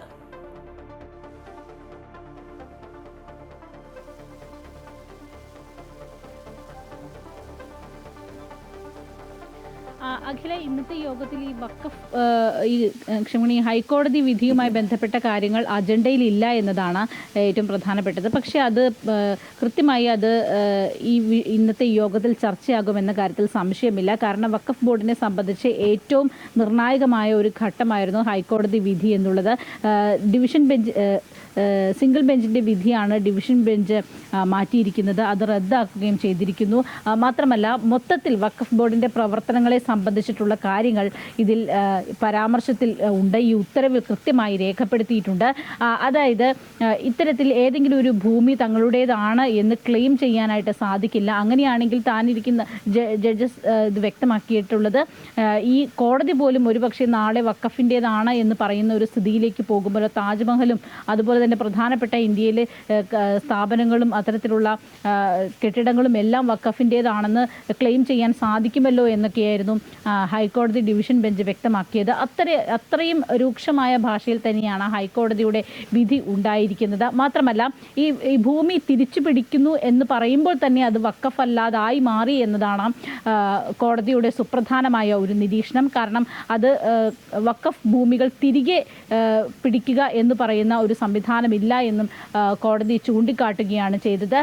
അർദ്ധ ജുഡീഷ്യൽ അന്വേഷണമാണ് ഇക്കാര്യത്തിൽ കോടതി നിർദ്ദേശിച്ചിരിക്കുന്നത്. എന്തായാലും അക്കാര്യങ്ങളെല്ലാം തന്നെ വഖഫ് ബോർഡിൻ്റെ ഇന്നത്തെ ചർച്ചയിൽ ഉണ്ടാകും എന്ന കാര്യത്തിൽ സംശയമില്ല. മാത്രമല്ല, ഇതിൽ വഖഫ് സംരക്ഷണ വേദി അങ്ങനെ ഒരു സംഘടനയാണ്, കൊച്ചിയിൽ തന്നെയുള്ള സംഘടനയാണ് ഇതിൽ ഏറ്റവും പ്രധാനപ്പെട്ടത്. അവരാണ് ഇതിനെതിരായിട്ട് വലിയ തോതിലുള്ള ഒരു വിമർശനങ്ങളും ഒപ്പം തന്നെ നടപടിക്രമങ്ങളുമായിട്ട് മുന്നോട്ട് പോകുന്നത്. അക്കാര്യങ്ങളും ഒക്കെ ഇന്നത്തെ ചർച്ചയിൽ ഉണ്ടാകുമെന്ന കാര്യത്തിൽ സംശയമില്ല. മാത്രമല്ല, അത്തരം സംഘടനകളെ അനുനയിപ്പിക്കാനും ഏത് രീതിയിലാണ് തുടർ നടപടികൾ വേണ്ടത് എന്ന കാര്യത്തിൽ തീരുമാനമെടുക്കാനൊക്കെ ഇന്നത്തെ യോഗം ചർച്ച ചെയ്യുന്നതായിരിക്കും. മാത്രമല്ല, ഇപ്പോൾ മുനമ്പത്തെ ആളുകളുമായി ബന്ധപ്പെട്ടിട്ടുള്ള കാര്യങ്ങളിലും കൂടുതൽ ചർച്ചകൾക്കും മറ്റു കാര്യങ്ങൾക്കുമുള്ള സാധ്യത കൂടി ഈ വിഷയത്തിലുണ്ട്. അഖില, ശരി. AT അശ്വതിയാണ് കൊച്ചിയിൽ നിന്നും വിശദാംശങ്ങൾ പങ്കുവച്ചത്. ഇനിയൊരു വാർത്തയിലേക്ക്. കൊല്ലത്തെ മലയോര മേഖലയിലെ കർഷകർ നേരിടുന്ന പ്രതിസന്ധികൾ പരിഹാരമില്ലാതെ നീളുകയാണ്. കാട്ടുമൃഗങ്ങളുടെ ശല്യവും പ്രതികൂല കാലാവസ്ഥയും മൂലം പലരും കൃഷി ഉപേക്ഷിച്ചു. വിരലിലെണ്ണാവുന്ന കർഷകർ മാത്രമാണ് ഇന്ന് മലയോര മേഖലയിൽ കൃഷി ഉപജീവനമാക്കുന്നത്. പ്രതിസന്ധികളോട് പടവെട്ടി പ്രതീക്ഷകൾ വിതച്ച കുറെ മനുഷ്യർ. അവർക്കൊടുവിൽ കിട്ടുന്നത് കണ്ണീർ വിളകളാണ്. കൊല്ലം ജില്ലയിലെ മലയോര മേഖലകളിലെല്ലാം ഇതാണ് അവസ്ഥ. ഒന്നുകിൽ കാട്ടുമൃഗങ്ങൾ, അല്ലെങ്കിൽ പ്രതികൂല കാലാവസ്ഥ. മലയും കുന്നുകളുമൊക്കെ കൃഷിക്കായി ഒരുക്കിയെടുക്കുക തന്നെ ഏറെ ശ്രമകരമാണ്. അങ്ങനെ ഒരുക്കിയെടുത്ത കർഷകർ പലവിധ കൃഷികൾ ഇറക്കും. പക്ഷേ പ്രതീക്ഷിച്ച വിളവ് കിട്ടാറില്ല. കൃഷി തുടങ്ങുമ്പോൾ തന്നെ കാട്ടുമൃഗങ്ങളുടെ ശല്യം തുടങ്ങും. കാട്ടുപന്നികളാണ് പ്രധാന ശത്രു. കാട്ടുമൃഗങ്ങൾ മനുഷ്യരെ ആക്രമിക്കുന്നതും കൃഷി നശിപ്പിക്കുന്നതും ഇവിടങ്ങളിൽ നിത്യസംഭവങ്ങളാണ്. കൊല്ലം ജില്ലയിലെ കരവാളൂർ ഗ്രാമപഞ്ചായത്തിന്റെ വിവിധ പ്രദേശങ്ങളിൽ ജനങ്ങളുടെ ജീവനും സ്വത്തിനും ഭീഷണിയാകുന്ന കാട്ടുമൃഗങ്ങളുടെ ശല്യം വർദ്ധിച്ചതോടെ സുരക്ഷാ മാർഗങ്ങൾ തേടി കർഷകർ പഞ്ചായത്തിനെയും കൃഷിവകുപ്പിനെയും സമീപിച്ചെങ്കിലും പ്രശ്നപരിഹാരങ്ങളുണ്ടായില്ല. പഞ്ചായത്തിന്റെയും കൃഷിവകുപ്പിന്റെയും സഹായങ്ങളിൽ കൃഷി തുടങ്ങിയവർ വിളവ് ലഭിക്കാതെ വന്നതോടെ കൃഷി ഉപേക്ഷിച്ചു. കൃഷിനാശം സംഭവിക്കുന്ന കർഷകർക്ക് കൃഷി ഫോറസ്റ്റ് ഡിപ്പാർട്ട്മെന്റ് വഴി അർഹതപ്പെട്ട ധനസഹായം ലഭിക്കുന്നതിനും തടസ്സങ്ങൾ ഏറെയാണ്. കർഷകർക്ക് നാശനഷ്ടം വിതയ്ക്കുന്ന കാട്ടുമൃഗങ്ങളെ നിയന്ത്രിക്കാൻ ഫോറസ്റ്റ് ഡിപ്പാർട്ട്മെന്റ് ശക്തമായ ഇടപെടലുകളും നടപടികളും സ്വീകരിക്കണമെന്ന് കർഷകരുടെ കൂട്ടായ്മകൾ ആവശ്യപ്പെടാറുണ്ടെങ്കിലും അതും നടപ്പിലാകുന്നില്ല. ഈ സാഹചര്യത്തിലാണ് വ്യാപകമായ മണ്ണിടിച്ചിലും ഈ മേഖലകളിൽ പ്രതിസന്ധികൾ തീർക്കുന്നത്. കാട്ടുമൃഗങ്ങളോടും പ്രതികൂല കാലാവസ്ഥയോടും പടവെട്ടിയാണ് ഇവിടുത്തുകാർ ജീവിതം മുന്നോട്ട് കൊണ്ടുപോകുന്നത്. ഇവർക്കാവശ്യമായ പരിഹാരമാർഗങ്ങൾ സർക്കാർ തലത്തിൽ ഉണ്ടാകണം. പ്രദീപ് വാളത്തുകലിനൊപ്പം സുധീഷ്, അമൃത ന്യൂസ്, കൊല്ലം. സുധീഷ് സൂചിപ്പിച്ചതുപോലെ തന്നെ കൃഷി ഉപജീവന മാർഗമായി മുന്നോട്ട് കൊണ്ടുപോകാൻ കഴിയുന്നില്ല എന്നാണ് കൊല്ലം ജില്ലയിലെ കരവാളൂർ പഞ്ചായത്തിലെ പല കർഷകരും പറയുന്നത്. കൃഷി വകുപ്പിന് പക്ഷേ കർഷകരുടെ പ്രശ്നങ്ങളിൽ കൃത്യമായ ഇടപെടലുകൾ നടത്താൻ കഴിയുന്നില്ല. കർഷകരുടെയും കൃഷി വകുപ്പിലെ ഉദ്യോഗസ്ഥരുടെയും പ്രതികരണങ്ങൾ കാണാം. മഴ പെയ്ത് വലിയ ഇടയ്ക്കിടയ്ക്ക് ഇങ്ങനെ സംഭവിക്കാറുണ്ട്. ഞങ്ങൾക്കത് ഭയങ്കര നഷ്ടമാണ്. ഇപ്പം ജോലിക്കൂലിയൊക്കെ കൂടുതലാണ്. അപ്പം കൃഷി ചെയ്ത് ഇങ്ങനെ വരുമ്പം അതിൻ്റെ വിളവെടുക്കാൻ പറ്റാതെ വരുന്നുണ്ട്. അപ്പോൾ അത് കൃഷിഭവനിലൊക്കെ ഞങ്ങൾ രജിസ്റ്റർ ചെയ്യുന്നുണ്ട്. ഇപ്പം തന്നെ ചീനി നട്ടത് ഒരുപാട് പന്നി നശിപ്പിച്ചു. അത് അതിൽ നിന്ന് പഞ്ചായത്തിലോ അല്ലെങ്കിൽ കൃഷിഭവനിൽ നിന്നും നമുക്ക് പ്രയോജനമൊന്നും ഉണ്ടാകുന്നില്ല. മടിച്ചിരിക്കുക കൃഷി ചെയ്യുന്നത്. കാരണം പൈസ മുടക്കി നമ്മൾ 1000-900 രൂപ ശമ്പളമാണ്. അപ്പോൾ അത് മുടക്കി ചെയ്യുമ്പം നമുക്കതിൻ്റെ വിളവെടുക്കാൻ പറ്റാത്തതുകൊണ്ട് കൃഷി കുറച്ച് താത്തു വെച്ചിരിക്കുക. പിന്നെ ഇപ്പം പശുവൊക്കെ ചെയ്യുക. അത് നമുക്ക് സ്വന്തമായിട്ട് വല്ലതും ചെയ്യാനേ പറ്റുന്നുള്ളൂ. സർക്കാരിൽ നിന്നൊന്നും വലിയ നമുക്ക് അങ്ങനെ ആനുകൂല്യങ്ങളൊന്നും കിട്ടുന്നില്ല. വേലിയൊക്കെ ഇട്ടണമെങ്കിൽ നല്ല മുടക്കുണ്ട്. അപ്പോൾ അതൊക്കെ പിന്നെ പാട്ടം എടുത്ത് ചെയ്യുന്നിടത്ത് നമുക്ക് വേലി ഇടാൻ പറ്റത്തില്ല.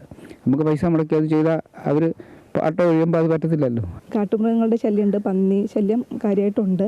അത് നമ്മൾ പഞ്ചായത്തിലൊക്കെ ആയിട്ട് റിപ്പോർട്ട് ചെയ്തിട്ടുണ്ട്. പിന്നെ ഇൻഷൂർ ചെയ്ത കർഷകർക്കാണ് നമ്മൾ ആനുകൂല്യം കൊടുക്കുന്നത്. ഇവിടെ കൃഷി ഇങ്ങനെ ചെരുവായ പ്രദേശങ്ങളിൽ തട്ടുതട്ടായിട്ടാണ് കൃഷി ചെയ്യേണ്ടത്. അപ്പോൾ ആ ഒരു മാർഗം കർഷകർ ചെയ്തിട്ടില്ലായിരുന്നു. ഇപ്പോൾ വെള്ളത്തിന് ഒഴുകാൻ പറ്റാത്തൊരവസ്ഥ ആയതുകൊണ്ട് മഴ പെയ്തപ്പോൾ ഒന്നായിട്ട് കുത്തിയൊലിച്ച് പോകുന്നൊരവസ്ഥയാണ്. കർഷകരുടെ കൃഷിയും നശിച്ചു പോയി. അപ്പോൾ ഇങ്ങനെ തട്ട് കൃഷി അവലംബിക്കുകയാണെങ്കിൽ കർഷകർക്ക് കൂടുതൽ മെച്ചം ഉണ്ടാകും. ഇതുപോലെ വ്യാപകമായിട്ട് കൃഷി നാശം ഉണ്ടാവാൻ സാധ്യത കുറവാണ്. അഗ്രികൾച്ചർ ഇൻഫർമേഷൻ മാനേജ്മെൻറ്റ് സിസ്റ്റം വഴി ഓൺലൈനായിട്ട് കർഷകർക്ക് കൃഷിനാശം സംഭവിച്ചത് രജിസ്റ്റർ ചെയ്യാം, അപേക്ഷ നൽകാം. അതിൻ്റെ ഭാഗമായിട്ട് കൃഷിഭവൻ്റെ തലത്തിൽ നിന്ന് വെരിഫൈ ചെയ്യും.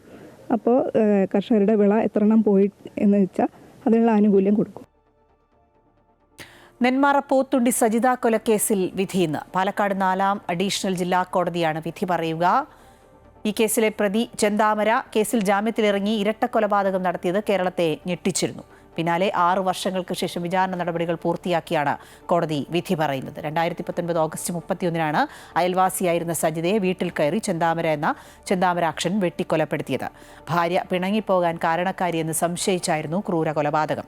സാഹചര്യ തെളിവുകളും പ്രതിയുടെ ഭാര്യ അടക്കം 50 സാക്ഷികളുടെ മൊഴിയുമാണ് കേസിൽ നിർണായകമായത്. ലഡാക്ക് സംഘർഷത്തിൽ അറസ്റ്റിലായ പൗരാവകാശ പ്രവർത്തകൻ സോനം വാങ്ചുക്കിനെ മോചിപ്പിക്കണമെന്നാവശ്യപ്പെട്ട് ഭാര്യ ഗീതാഞ്ജലി നൽകിയ ഹർജി ഇന്ന് സുപ്രീം കോടതി വീണ്ടും പരിഗണിക്കും. ജസ്റ്റിസ് അരവിന്ദ് കുമാർ അധ്യക്ഷനായ ബെഞ്ചാണ് ഹർജി പരിഗണിക്കുന്നത്. കഴിഞ്ഞ തവണ കേസ് പരിഗണിച്ചപ്പോൾ കേന്ദ്ര സർക്കാരിന് സുപ്രീം കോടതി നോട്ടീസ് അയച്ചിരുന്നു. അറസ്റ്റ് സംബന്ധിച്ച വിവരങ്ങൾ കേന്ദ്രം കോടതിയെ ധരിപ്പിക്കും. സംഘർഷത്തിന് പിന്നാലെ അറസ്റ്റിലായ സോനം വാങ്ചുക്ക് ജോധ്പൂർ സെൻട്രൽ ജയിലിലാണുള്ളത്. അതേസമയം വാങ്ചുക്കിന്റെ മോചനം ആവശ്യപ്പെട്ട് പൗരാവകാശ പ്രവർത്തകരുടെ കൂട്ടായ്മയും രംഗത്തെത്തിയിട്ടുണ്ട്. ഈ മാസം 26-ന് പ്രതിഷേധ സംഗമം സംഘടിപ്പിക്കാനാണ് കൂട്ടായ്മയുടെ തീരുമാനം. ഇടപ്പള്ളി മണ്ണുത്തി ദേശീയപാതയിൽ പാലിയക്കരയിലെ ടോൾ പിരിവുമായി ബന്ധപ്പെട്ട ഹർജി ഇന്ന് ഹൈക്കോടതി വീണ്ടും പരിഗണിക്കുകയാണ്. ഗതാഗത തടസ്സം പൂർണ്ണമായി പരിഹരിച്ചതിനു ശേഷമേ ടോൾ പിരിവ് പുനരാരംഭിക്കാൻ അനുവദിക്കുന്നുവെന്ന് കഴിഞ്ഞ ദിവസവും ഡിവിഷൻ ബെഞ്ച് വ്യക്തമാക്കിയിരുന്നു. 1.5 മാസം മുമ്പാണ് പാലിയക്കരയിലെ ടോൾ പിരിവ് ഹൈക്കോടതി തടഞ്ഞത്.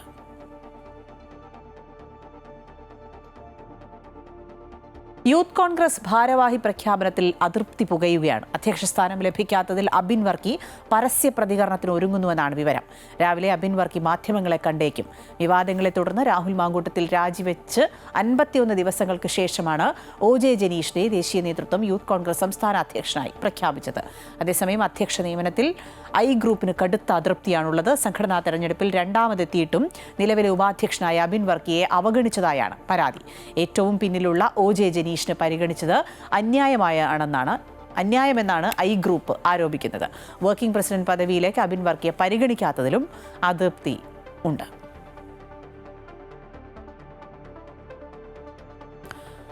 മൂന്ന് പോലീസുകാരെ ബോംബെറിഞ്ഞ് കൊലപ്പെടുത്തിയ മാവോയിസ്റ്റ് പിടിയിൽ.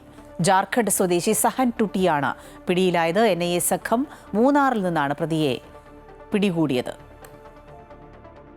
അശ്വതി ഈ വാർത്തയുടെ വിശദാംശങ്ങൾ നൽകും. അശ്വതി, 3 പോലീസുകാരെ കൊലപ്പെടുത്തിയ കേസിലെ പ്രതിയാണ്. അതുകൊണ്ട് തന്നെ കൃത്യമായ അന്വേഷണം ഉണ്ടായിരുന്നിരിക്കും. ഈ പിടികൂടിയ സാഹചര്യം എങ്ങനെയാണ്? മറ്റു വിവരങ്ങൾ? അഖില, ഇന്ന് ഇപ്പോൾ ഇടുക്കിയിൽ വെച്ചാണ് ഈ സഹൻ ടുഡി, അതായത് ജാർഖണ്ഡ് സ്വദേശിയാണ് സഹൻ ടുഡി, 3 പോലീസുകാരെ ബോംബ് സ്ഫോടനത്തിൽ കൊലപ്പെടുത്തിയ ആളാണ്. ഇയാളെയാണ് ഇപ്പോൾ NIA സംഘം മൂന്നാറിൽ നിന്ന് പിടികൂടിയിരിക്കുന്നത്. ജാർഖണ്ഡിൽ നിന്ന് രക്ഷപ്പെട്ട മൂന്നാർ ദൂടാർവിള എസ്റ്റേറ്റിൽ ഭാര്യയോടൊപ്പം അതിഥി തൊഴിലാളിയായി ജോലി ചെയ്തു വരികയായിരുന്നു ഇയാളെ ഏറെ നാളുകളായിട്ട് NIA സംഘം നിരീക്ഷിക്കുകയായിരുന്നു. ഈ സംഘത്തിന്റെ അന്വേഷണത്തിനൊടുവിൽ ലഭിച്ച രഹസ്യ വിവരത്തെ തുടർന്നാണ് പ്രതിയെ മൂന്നാറിൽ നിന്ന് ഇന്നലെ രാത്രിയോടുകൂടി പിടികൂടിയിരിക്കുന്നത്. പോലീസിന്റെ കൂടി സഹായത്തോടെയാണ് NIAയുടെ ഈ ഓപ്പറേഷൻ നടന്നിരിക്കുന്നത്. ഏറെ നാളുകളായി ഇയാൾ നിരീക്ഷണത്തിൽ തന്നെയാണ്. പക്ഷേ ഒരു അവസരത്തിന് വേണ്ടി കാത്തിരിക്കുകയായിരുന്നു. അവസരം കിട്ടിയപ്പോൾ വളരെ കൃത്യമായി NIA സംഘം അത് ഓപ്പറേറ്റ് ചെയ്തു എന്ന് വേണം പറയാൻ. ഈ എസ്റ്റേറ്റിൽ നിന്ന് ദൂടാർവിള ഗൂഡാർവിള എസ്റ്റേറ്റിൽ നിന്ന് തന്നെയാണ് ഇയാളെ പിടികൂടിയത്. വൈദ്യപരിശോധനയ്ക്ക് ശേഷം മൂന്നാർ പോലീസ് സ്റ്റേഷനിലാണ് പ്രതിയെ ഉള്ളത്.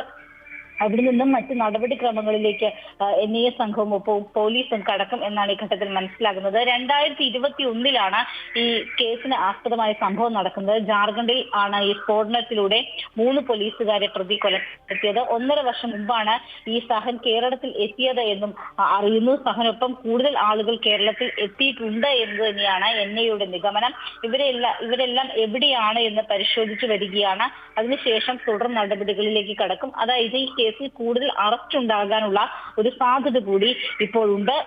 മാത്രമല്ല NIA സംഘം ഈ പ്രതിയുമായിട്ട് അവിടെ നിന്നും മൂന്നാറിൽ നിന്നും കൊച്ചിയിലേക്ക് വരും എന്നാണ് ഈ ഘട്ടത്തിൽ മനസ്സിലാക്കുന്നത്. അഖില. ശരി, അശ്വതിയാണ് വിശദാംശങ്ങൾ പങ്കുവച്ചത്. ഹൗസ് ബോട്ടുകൾക്കായി കൃത്യമായ റൂട്ട് ചാനൽ ഉണ്ടാക്കണമെന്ന് താനൂർ ബോട്ടപകടം അന്വേഷിക്കുന്ന ജുഡീഷ്യൽ കമ്മീഷന് മുന്നിൽ ഹൗസ് ബോട്ട് ഉടമകളുടെ ആവശ്യം. മലബാർ മേഖലയിൽ ബോട്ട് ലാസ്കർ പരിശീലന കേന്ദ്രം അനുവദിക്കണമെന്നും കാസർഗോഡ് കോട്ടപ്പുറത്ത് നടന്ന ഹിയറിംഗിൽ ആവശ്യമുയർന്നു. താനൂർ ബോട്ടപകടത്തിന്റെ പശ്ചാത്തലത്തിൽ ജലഗതാഗത മേഖലയിൽ അപകടങ്ങൾ ആവർത്തിക്കാതിരിക്കുവാൻ പരിഹാരമാർഗങ്ങൾ ശുപാർശ ചെയ്യുവാനും നിലവിലുള്ള ലൈസൻസിംഗ് എൻഫോഴ്സ്മെന്റ് സംവിധാനങ്ങൾ പര്യാപ്തമാണോ തുടങ്ങിയ വിഷയങ്ങൾ അവലോകനം ചെയ്യാനുമായി ജസ്റ്റിസ് VK മോഹനൻ നടത്തിയ ഹിയറിംഗിൽ വിവിധ നിർദ്ദേശങ്ങൾ ബോട്ടുടമകൾ മുന്നോട്ട് വെച്ചു. പുഴയുടെ ആഴം വർദ്ധിപ്പിക്കൽ, മലബാർ മേഖലയിൽ ബോട്ട് ലാസ്കർ പരിശീലന കേന്ദ്രം അനുവദിക്കൽ, സഞ്ചാരത്തെ തടസ്സപ്പെടുത്തുന്ന പുലിമുട്ടുകളിലെ ഇളകിയ കല്ലുകൾ നീക്കം ചെയ്യുക, ബോട്ടുകളുടെ അറ്റകുറ്റപ്പണിക്കാവശ്യമായ സംവിധാനം കാസർഗോഡ് ജില്ലയിൽ ഒരുക്കുക, മത്സ്യബന്ധനത്തെ ബാധിക്കാത്ത രീതിയിൽ ഹൗസ് ബോട്ടുകൾക്കായി കൃത്യമായ റൂട്ട് ചാനൽ ഒരുക്കുക തുടങ്ങിയവ കമ്മീഷന് മുന്നിൽ പ്രധാന ആവശ്യങ്ങളായി ഉയർന്നു. ഹിയറിംഗ് നടന്ന നീലേശ്വരം കോട്ടപ്പുറം ബോട്ട് ടെർമിനലിൽ വേലിയേറ്റ സമയത്ത് ബോട്ടുകൾക്കടുക്കുവാൻ സംവിധാനങ്ങളില്ലാത്തതും കമ്മീഷന്റെ ശ്രദ്ധയിൽപ്പെടുത്തി. മത്സ്യത്തൊഴിലാളികളുടെ സുരക്ഷ ഉറപ്പാക്കുമെന്ന് റിട്ടയർഡ് ജസ്റ്റിസ് VK മോഹനൻ പറഞ്ഞു. ഒക്ടോബർ 23 വരെ വിവിധ ജില്ലകളിൽ കമ്മീഷൻ തെളിവെടുപ്പും ഹിയറിംഗും നടത്തും. അമൃത ന്യൂസ്, കാസർഗോഡ്. ഹരിത ചട്ടപാലനത്തിനും ശുചീകരണ പ്രവർത്തനങ്ങൾക്കും മാതാ അമൃതാനന്ദമയി മഠത്തിന് ശുചിത്വ മിഷന്റെ ആദരം. അമൃത വിശ്വവിദ്യാപീഠം അമൃതപുരി ക്യാമ്പസിൽ നടന്ന സദ്ഗുരു ശ്രീ മാതാ അമൃതാനന്ദമയി ദേവിയുടെ 72ാം ജന്മദിനാഘോഷമായ അമൃതവർഷം 72ൽ ഹരിതചട്ടം മാതൃകാപരമായി നടപ്പാക്കിയതിനും മികച്ച മാലിന്യ നിർമ്മാർജ്ജന ശുചീകരണ പ്രവർത്തനങ്ങൾക്കുമായിരുന്നു മാതാ അമൃതാനന്ദമയി മഠത്തിന് കൊല്ലം ജില്ലാ ശുചിത്വ മിഷൻ പ്രശംസാപത്രം നൽകിയത്. 3 ലക്ഷത്തോളം ഭക്തരും സന്ദർശകരും പങ്കെടുത്ത ആഘോഷ പരിപാടികൾ പൂർണ്ണമായും കേരള സർക്കാരിന്റെ ഹരിതചട്ട മാർഗനിർദ്ദേശങ്ങൾ പാലിച്ചാണ് നടത്തിയത്. ദേശീയ ശുചീകരണ ദിനത്തോടനുബന്ധിച്ച് കൊല്ലം ശുചിത്വ മിഷനുമായി സഹകരിച്ച് വിപുലമായ ശുചീകരണ യജ്ഞങ്ങളും മാലിന്യം തരംതിരിക്കൽ, പുനരുപയോഗം തുടങ്ങിയ പ്രവർത്തനങ്ങളും സംഘടിപ്പിച്ചു. ജില്ലാ ശുചിത്വ മിഷൻ കോർഡിനേറ്റർ K അനിൽകുമാറിന്റെ നേതൃത്വത്തിൽ ജില്ലാ ശുചിത്വ മിഷൻ ടീം അംഗങ്ങൾ ചേർന്നാണ് പ്രശംസാപത്രം കൈമാറിയത്. കേരളത്തിന്റെ സാംസ്കാരിക തനിമ വീണ്ടെടുക്കാൻ സന്യാസി ശ്രേഷ്ഠന്മാർ നയിക്കുന്ന ധർമ്മസന്ദേശ യാത്രയ്ക്ക് തൃശൂരിൽ വൻ സ്വീകരണം. സന്ദേശയാത്രയുടെ ഭാഗമായി ഹിന്ദു നേതൃസമ്മേളനവും സനാതന ധർമ്മ സമ്മേളനവും നടന്നു. സദ്ഗുരു ശ്രീ മാതാ അമൃതാനന്ദമയി ദേവി രക്ഷാധികാരിയായ കേരള മാർഗദർശക മണ്ഡലത്തിന്റെ ആഭിമുഖ്യത്തിലാണ് കാസർഗോഡ് മുതൽ തിരുവനന്തപുരം വരെ സന്ദേശയാത്ര സംഘടിപ്പിച്ചിട്ടുള്ളത്.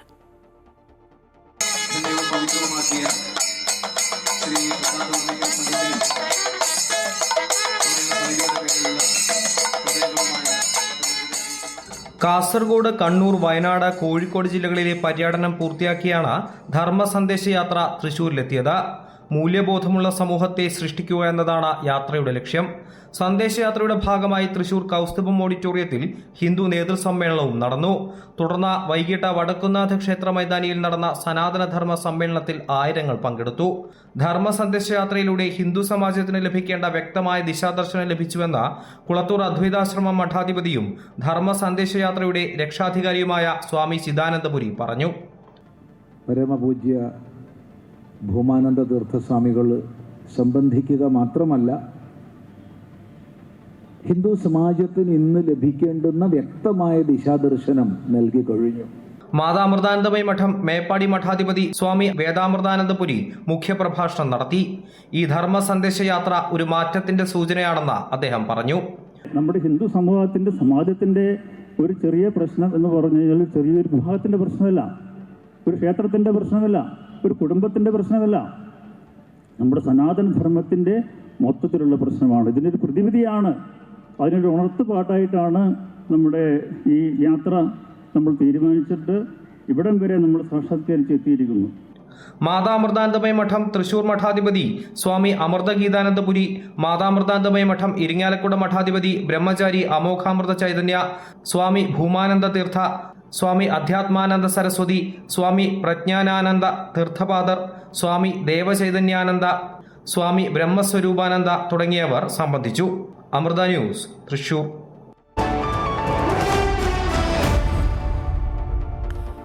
വിപണിയുടെ വിലയിരുത്തലുമായി ധനകാര്യ ഓഹരി വിദഗ്ധൻ കെ ദിലീപ് ചേരുകയാണ്. ശ്രീ ദിലീപ്, സ്വാഗതം. ഗുഡ് മോർണിംഗ് കേരളത്തിലേക്ക്. ഒപ്പം ഈ ദിവസത്തെ ഒരു വിപണിയെ എങ്ങനെയാണ് വിലയിരുത്തേണ്ടത്, എന്തൊക്കെയാണ് പ്രതീക്ഷിക്കേണ്ടത്? ഇന്ന് നേട്ടത്തിലായിരിക്കും വ്യാപാരം തുടങ്ങുക. ആഗോള വിപണിയിലെല്ലാം നേട്ടമാണ്. പ്രത്യേകിച്ചും US വിപണികൾ ഇന്നലെ നല്ലൊരു നേട്ടത്തിൽ വ്യാപാരം അവസാനിപ്പിച്ചു. ചൈനയ്ക്കെതിരെയുള്ള തീരുവ നിർദ്ദേശത്തിൽ ട്രംപ് നേരിയ ഒരു അയവ് വരുത്തിയതാണ് ഇന്നലെ മറ്റ് US വിപണികളെല്ലാം തിരിച്ചു കയറാൻ പ്രേരിപ്പിച്ചത്. അതിൻ്റെ ഒരു പ്രതികരണം ഇന്നിപ്പോൾ ഏഷ്യൻ വിപണികൾ പലതിനും കാണുന്നുണ്ട്. അതിൻ്റെ ഒരു തുടർച്ച നമ്മുടെ വിപണിയിലും ഉണ്ടാകുമെന്ന് തന്നെയാണ് കരുതുന്നത്. എന്നാൽ ഇവിടെ ഇന്നലെ വലിയൊരു നഷ്ടത്തിൽ വ്യാപാരം തുടങ്ങിയെങ്കിലും ദിവസത്തിൻ്റെ രണ്ടാം പകുതിയോടുകൂടെ ആ ഒരു നഷ്ടം നികത്തുന്ന രീതിയിലേക്ക് ഒരു നിക്ഷേപ താല്പര്യമുണ്ടാവുകയും രണ്ടാം തര ചെറുകിട ഓഹരികൾ നേട്ടത്തിൽ വ്യാപാരം അവസാനിപ്പിക്കുകയും ചെയ്തിരുന്നു. അതുകൊണ്ട് തന്നെ ഇപ്പോൾ ഇവിടെ അന്തർധാര ഇപ്പോഴും ശക്തമായി തന്നെ വിപണിക്ക് അനുകൂലമായി തന്നെ തുടരുന്നു എന്നുള്ള പ്രത്യേകതയുമുണ്ട്. കമ്പനികളുടെ പ്രവർത്തന ഫലങ്ങൾ വളരെ അനുകൂലമായ രീതിയിൽ പ്രതിഫലിച്ചിട്ടുണ്ട്. അതിൻ്റെയൊക്കെ ഒരു പിൻബലത്തിലാണ് ഇന്നലെ ഒരു വിപണിയിൽ നഷ്ടത്തിൽ നിന്നും തിരിച്ചു കയറാൻ പ്രേരിപ്പിച്ചത്. എന്നാൽ മുൻനിര ഓഹരി സൂചികളിൽ നേരിയ തോതിലൊരു വിൽപ്പന പ്രകടമാവുകയും ചെയ്തു.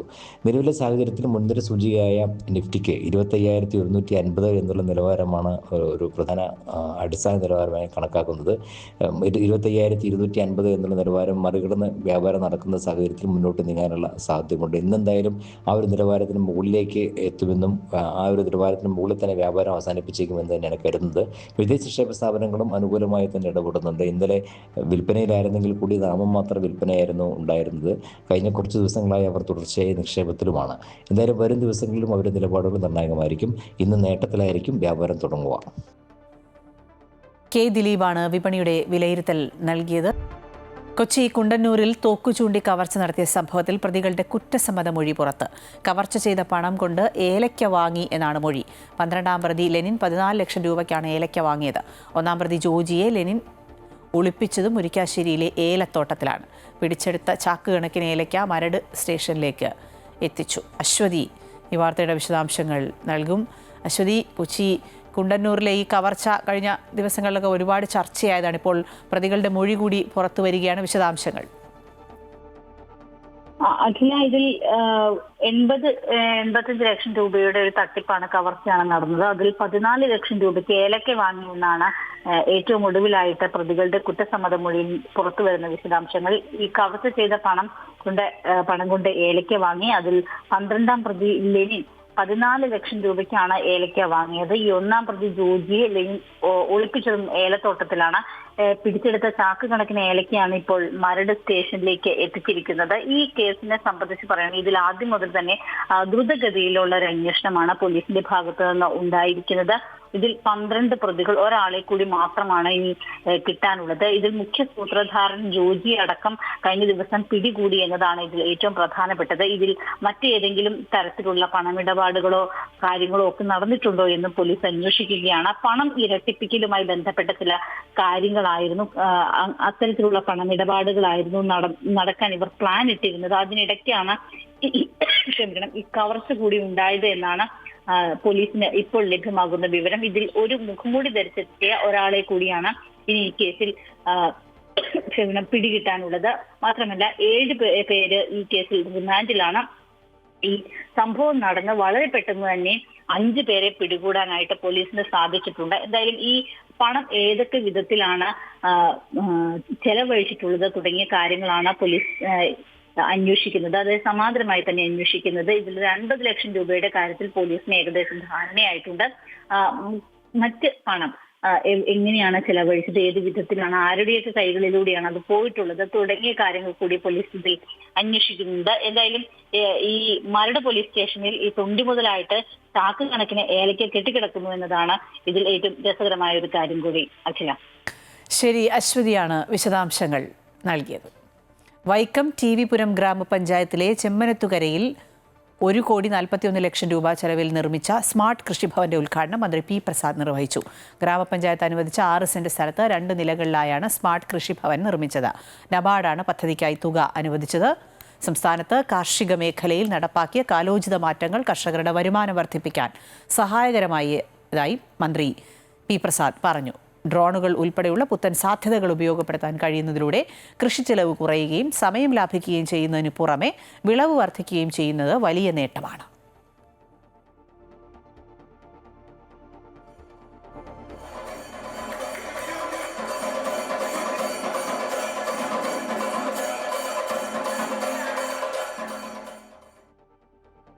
മഹാകവി വള്ളത്തോൾ ജയന്തി, മഹാകവി അക്കിത്തം ജന്മശതാബ്ദി എന്നിവയോടനുബന്ധിച്ച് എടപ്പാൾ വള്ളത്തോൾ വിദ്യാപീഠത്തിൽ സാഹിത്യോത്സവത്തിന് തുടക്കമായി. പ്രശസ്ത ഹിന്ദി കവി അരുൺ കമൽ ഉദ്ഘാടനം ചെയ്തു.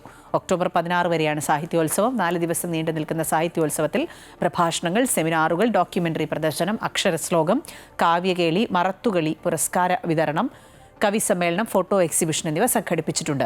വള്ളത്തോൾ വിദ്യാപീഠം, കേന്ദ്ര സാഹിത്യ അക്കാദമി, ആകാശവാണി, ദൂരദർശൻ എന്നിവയുടെ പങ്കാളിത്തത്തോടെയാണ് സാഹിത്യോത്സവം സംഘടിപ്പിക്കുന്നത്. Doctor Anil Vallathol, professor Thomas Mathew, Prabha Varma തുടങ്ങിയവർ സംസാരിച്ചു. He was deeply rooted in this Indian philosophical and religious tradition. School മുറ്റത്ത് മനോഹരമായ പൂന്തോട്ടം ഒരുക്കുകയാണ് ഇടുക്കി രാജാക്കാട് പഴയ വിടുതി ഗവൺമെന്റ് UP സ്കൂളിലെ വിദ്യാർത്ഥികൾ. പരിസ്ഥിതി സൗഹൃദ പ്രവർത്തനങ്ങളിൽ കുട്ടികൾക്ക് താൽപ്പര്യം വളർത്തിയെടുക്കുക എന്ന ലക്ഷ്യത്തോടെയാണ് സ്കൂൾ പരിസരം വൃത്തിയായി സൂക്ഷിക്കുന്നതിനൊപ്പം വിവിധ ഇനം ചെടികളും നട്ടുപരിപാലിക്കുന്നത്. ഏറ്റവും ആകർഷണം ഇവിടുത്തെ ജമന്തിപ്പൂക്കൾ തന്നെ. ഇടുക്കിയിലെ ഹരിത വിദ്യാലയം എന്നാണ് രാജാക്കാട് ഗ്രാമപഞ്ചായത്തിന് കീഴിലുള്ള പഴയ വിടുതി ഗവൺമെന്റ് UP സ്കൂൾ അറിയപ്പെടുന്നത്. കാർഷിക രംഗത്ത് വ്യത്യസ്തമായ രീതികൾ പരീക്ഷിക്കുന്നതിനൊപ്പം കൃഷിയുടെ പ്രാധാന്യം കുട്ടികൾക്ക് പകർന്നു നൽകാനും സ്കൂളിലെ പ്രവർത്തനങ്ങൾ കൊണ്ട് കഴിയുന്നു. പരിസ്ഥിതി സ്നേഹം കുട്ടികളിൽ വളർത്തിയെടുക്കുക എന്ന ലക്ഷ്യത്തോടെയും സ്കൂളും പരിസരവും വൃത്തിയായി സൂക്ഷിക്കുന്നതിന്റെ ഭാഗമായും പൂച്ചെടികൾ വെച്ചുപിടിപ്പിച്ചിരിക്കുന്നു. ഇതിൽ ഏറ്റവും ആകർഷണം പൂത്തു നിൽക്കുന്ന ജമന്തി ചെടികൾ തന്നെ. ചെടികളുടെ പരിപാലനവും കുട്ടികൾ തന്നെയാണ്. കുട്ടികൾക്ക് വേണ്ട നിർദ്ദേശങ്ങളും സഹായങ്ങളും എത്തിച്ച് പ്രധാനാധ്യാപകൻ ആസാദ് അടക്കമുള്ളവരും PTA-യും ഒപ്പമുണ്ട്. പാരിസ്ഥിതിക അവബോധമുണ്ടാക്കുന്ന പ്രവർത്തനങ്ങൾക്കും കുട്ടികൾ പ്രാധാന്യം കൊടുത്ത് പ്രവർത്തിച്ചു വരുന്നു. ഈ സ്കൂൾ പരിസരം മനോഹരമായ ഒരു ഉദ്യാനമാക്കി മാറ്റുന്നത് ഈ കുട്ടികൾ തന്നെയാണ്. അവരിൽ പാരിസ്ഥിതിക അവബോധം വളർത്തിക്കൊണ്ട് ഒരു മികച്ച തലമുറയെ സൃഷ്ടിക്കാനുള്ള ശ്രമത്തിലാണ് ഞങ്ങൾ. ജമന്തി മാത്രമല്ല, ചട്ടികളിൽ വിവിധ ഇനം ബോൾസ് ചെടികൾ, എന്നും പൂക്കൾ ഉണ്ടാകുന്ന വള്ളിച്ചെടികൾ, റോസ, മുല്ല, അങ്ങനെ നിരവധി ചെടികളാണ് കുരുന്നുകളുടെ പൂന്തോട്ടത്തിൽ പൂത്തുലഞ്ഞു നിൽക്കുന്നത്. അമൃത ന്യൂസ്, ഇടുക്കി. പ്രധാനമന്ത്രിയെ അപമാനിച്ചെന്ന പരാതിയിൽ രാഹുൽ ഗാന്ധിക്കും തേജസ്വി യാദവിനും സമൻസ്. നവംബർ 26-ന് ഹാജരാകണമെന്ന് ബീഹാർ ജില്ലാ കോടതിയാണ് നിർദ്ദേശിച്ചത്. KK പ്രശാന്ത് വാർത്തയുടെ വിശദാംശങ്ങൾ നൽകും.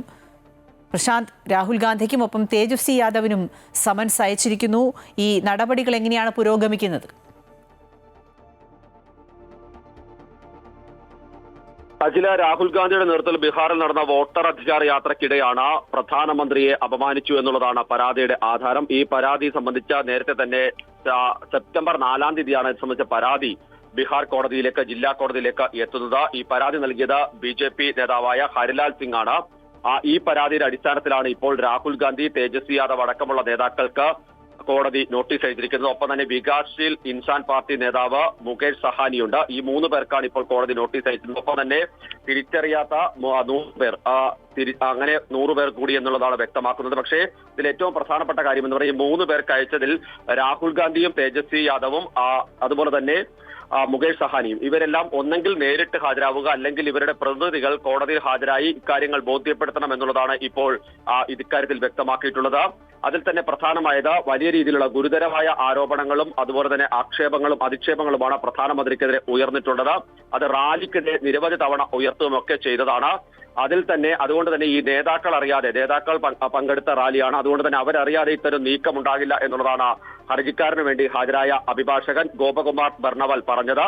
അതിന്റെ അടിസ്ഥാനത്തിൽ തന്നെയാണ് ഈ നോട്ടീസ് അയക്കാൻ സാധിച്ചത്. അതിനുശേഷം ഇവരുടെ പ്രതികരണം അറിഞ്ഞ ശേഷം കൂടുതൽ നടപടിയിലേക്ക് കടക്കാമെന്നുള്ളതാണ് ഇപ്പോൾ കോടതി വ്യക്തമാക്കിയിട്ടുള്ളത്. ഇതിൽ ഏറ്റവും ശ്രദ്ധേയമായ കാര്യം, ഇതിനു മുമ്പ് ഇത്തരം സമാനമായ രീതിയിലുള്ള സാഹചര്യങ്ങളിൽ രാഹുൽ ഗാന്ധിക്ക് നേരത്തെ തന്നെ പല കോടതികൾ നോട്ടീസ് അയക്കുകയൊക്കെ ചെയ്തതാണ്.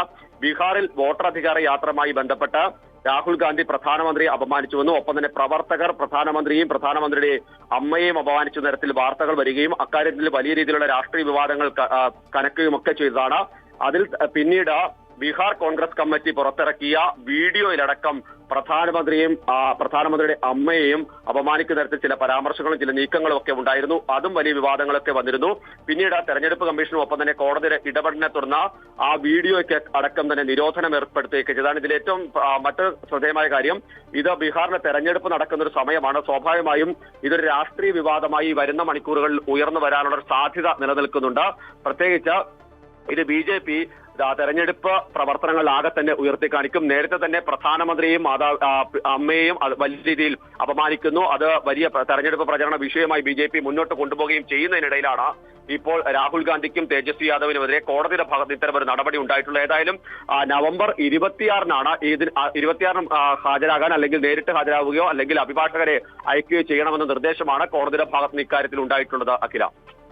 ശരി, KK പ്രശാന്താണ് വിശദാംശങ്ങൾ നൽകിയത്. തെരഞ്ഞെടുപ്പ് അടുത്തിരിക്കുന്ന പശ്ചാത്തലത്തിൽ വലിയ രാഷ്ട്രീയ പ്രാധാന്യം ഈ സമൻസിനുണ്ട്. BJP രാഹുൽ ഗാന്ധിക്കും തേജസ്വി യാദവിനുമെതിരായ ഈ സമൻസ് ഉയർത്തിക്കാട്ടും. ഒപ്പം ആരോപണം കൂടുതൽ കടുപ്പിക്കുകയാണ് കോൺഗ്രസ് ചെയ്യുക എന്നാണ് മനസ്സിലാക്കുന്നത്. കാരണം രാഹുൽ ഗാന്ധിക്കെതിരെ സമൻസ് അയച്ച നടപടികളിലേക്ക് നീങ്ങാനുള്ള നീക്കം എന്ന തരത്തിലായിരിക്കും കോൺഗ്രസ് ഇതിനെ എടുക്കുക. KK പ്രശാന്താണ് വിശദാംശങ്ങൾ നൽകിയത്. ഇനി കായിക വാർത്തകൾ നോക്കാം.